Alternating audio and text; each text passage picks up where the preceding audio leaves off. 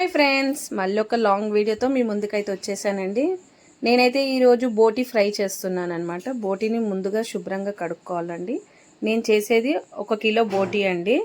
So తెలంగాణలో అయినా ఎవరైనా నాన్ వెజ్ ఇష్టపడే వాళ్ళు ఉంటే ఒక కామెంట్ అయితే చేయండి. మీకు ఏ నాన్ వెజ్లో ఏ ఐటెం అంటే ఇష్టం అనేది చెప్పండి. ముందుగా బోటీని అయితే శుభ్రంగా కడుక్కోవాలండి. బోటీ స్మెల్ రాకుండా ఉండాలంటే కడిగేటప్పుడు కొద్దిగా ఆనియన్స్ వేసి కడిగాలండి. అప్పుడు మంచి స్మెల్ రాకుండా ఉంటుందండి.